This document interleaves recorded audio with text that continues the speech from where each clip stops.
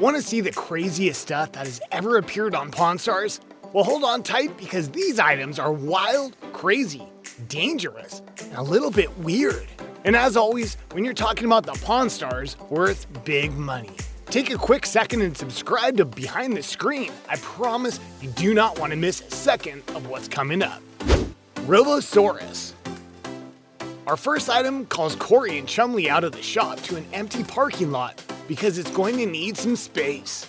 So Big Hoss and Chum roll up on their Harleys to find a 31-ton, 45-foot, fire-breathing, missile-launching, car-eating robot. After watching this monstrous transformer chomp on a car, Corey cannot bring himself to pay the $1 million asking price, so he and Chumley get back on their bikes and ride off into the sunset. Dinosaur bone. So, this is a dinosaur leg. Like Rick said, you have my attention.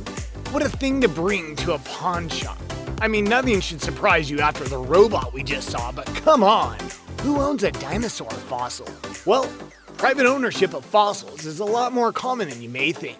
It is a niche market, as few people are both wealthy enough and interested enough to drop the kind of money it takes to own one of these. But fossil auctions are a real thing. It's like Jurassic World, only much safer. As National Geographic reports, private ownership of fossils is controversial. On one side, there are those who believe these specimens only belong in museums. And on the other side, are those who acknowledge that many fossils wouldn't have been excavated had it not been for private interests and funding. And off in a third direction are those that still have a boyish fascination with big scary things. The bones we see here are from a Camarasaurus, which was a long-necked herbivore. But the biggest question Rick has is how real is this bone? As you can imagine, the casting of fake bones is quite common, so Rick asks his buddy to check it out. The cell structure seen through a magnifying glass gives away the authenticity of at least the larger bones, while some of the smaller pieces were probably man-made to fill in the gaps in what was excavated. In a quick and easy negotiation, Rick talks the seller down to less than half of her original asking price and adds a massive piece of furniture to the shop for 18 grand. Katana.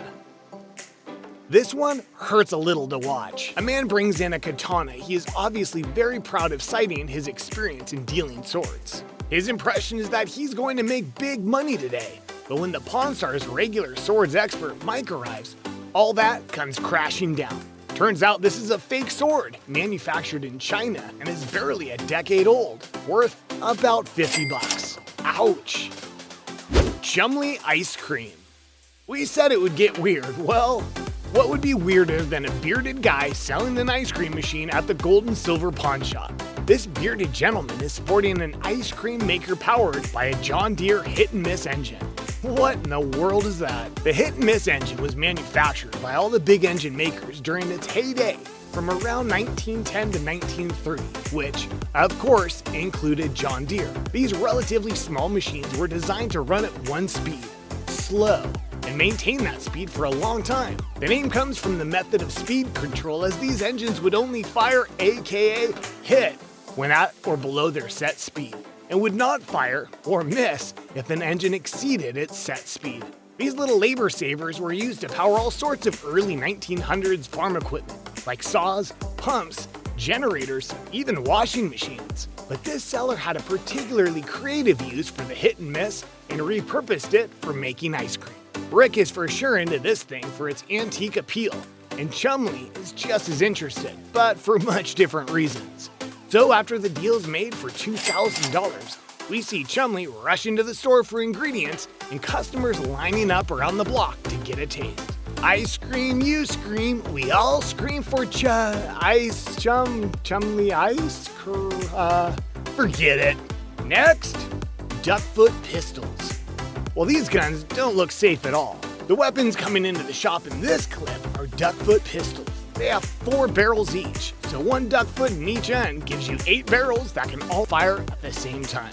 Why would anyone want to do that? Back before modern semi-automatic, or even self-contained cartridge-type weapons, each time a gun fired, it had to be reloaded from scratch.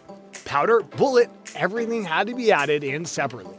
So for the sake of efficiency, what are called volley weapons emerged, which are just firearms with multiple barrels that allowed someone to get several shots off before needing to reload. As Alex, the Pawn Star's resident gun expert, tells us here, this type of gun was particularly useful when facing a crowd full of enemies. Luckily for all of us, the owner of these duckfoot pistols agreed to let Chum and Corey fire them.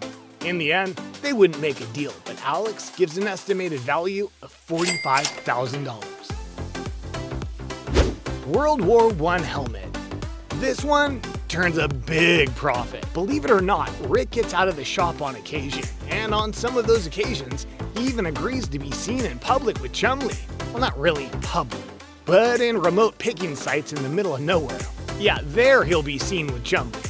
So at the home of this picker, they find a helmet that appears to be from World War I. But being quite a ways off the beaten path, the two drifting pawners can't very well call in an expert opinion. Rick takes a gamble and accepts the seller's first offer, which by the way is a pretty good tell that the first offer is way too low. And off they go back to Vegas with a chance to make big money or to be out $500. When they do get in touch with the CEO of International Military Antiques, it turns out the helmet was an experimental model steel combat helmet that is in fantastic condition and is a hot item among collectors. This expert places the low-end price of this helmet at an eye-gazing $4,000. Well worth the trip. That was some crazy merchandise. They can't always make a deal, but we can always count on the Pawn Stars to see the wackiest, coolest, and highest price items out there. If you like what you see, leave a comment and let us know. Be sure to subscribe because there's plenty more where this came from.